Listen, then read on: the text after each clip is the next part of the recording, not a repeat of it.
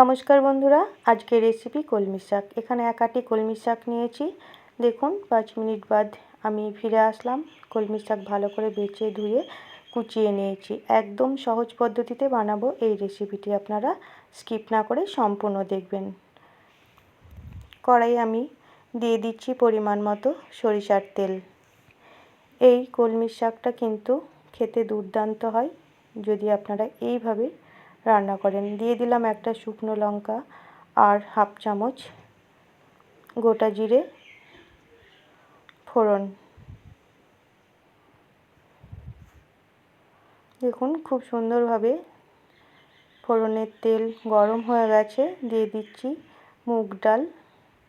এখানে আমি মুগ ডাল দিলাম 2 চামচ। এই মুগ ডাল দিয়ে কলমি শাকটি আজকে আমি রান্না করব। এই কলমি শাক আমি নিরামিষভাবেই বানাবো। আপনারা চাইলে এতে রসুন বা পেঁয়াজ দিয়েও করতে পারেন। দেখুন খুব সুন্দর করে মুগ ডালগুলো আমি অল্প ভেজে নিলাম। দিয়ে দিচ্ছি কুচিয়ে রাখা কলমি শাক।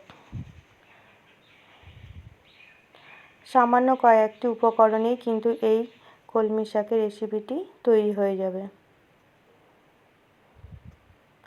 আর খেতেও কিন্তু অসাধারণ হয় বন্ধুরা। দিয়ে দিলাম স্বাদ মতো লবণ আর দেব সামান্য হলুদ গুঁড়ো।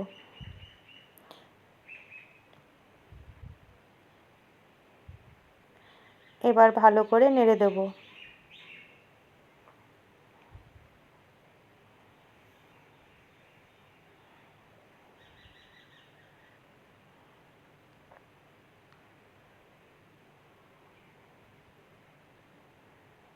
দেখুন বন্ধুরা, আমি খুব সুন্দর করে নেড়ে দিলাম।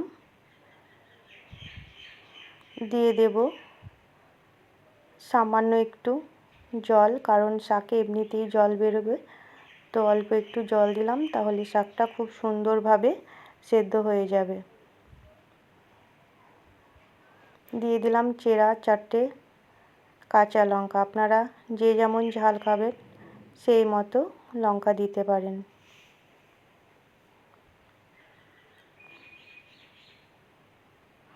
পাঁচ মিনিট বাদ আমি ফিরে আসব।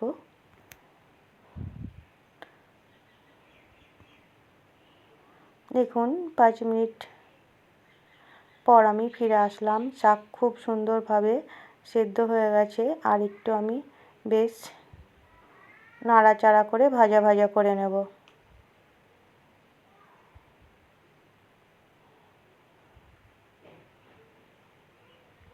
আমার চ্যানেলে নতুন বন্ধু হয়ে থাকলে চ্যানেলটিকে সাবস্ক্রাইব করে পাশে থাকবেন, আর পাশে থাকা বেল আইকনটি ক্লিক করবেন। নতুন কোনো ভিডিও আপলোড করার সঙ্গে সঙ্গে নোটিফিকেশন পৌঁছে যাবে সবার আগে আপনাদের কাছে। আর যদি রেসিপিটি ভালো লাগে লাইক শেয়ার কমেন্ট করবেন, এবং ফ্রেন্ডস ও ফ্যামিলির মধ্যে প্রচুর প্রচুর শেয়ার করবেন। দেখুন খুব সুন্দর করে আমি ভালো করে নাড়াচাড়া করে দিলাম।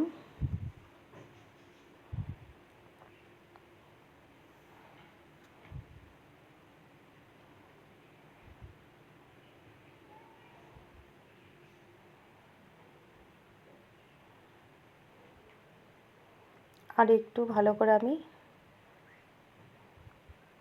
নেড়ে নিলাম। তাহলে তৈরি হয়ে গেল আমার কলমি শাক ভাজা, খুব সহজেই কয়েকটি উপকরণে একদম সহজ পদ্ধতিতে। আমি এবার নামিয়ে সার্ভ করে দেব অন্য পাত্রে।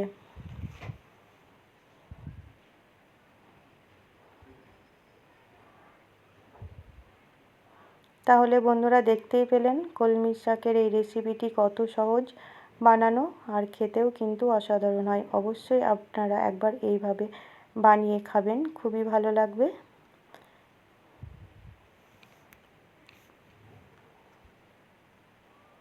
সম্পূর্ণ ভিডিওটি দেখার জন্য আপনাদের অসংখ্য অসংখ্য ধন্যবাদ।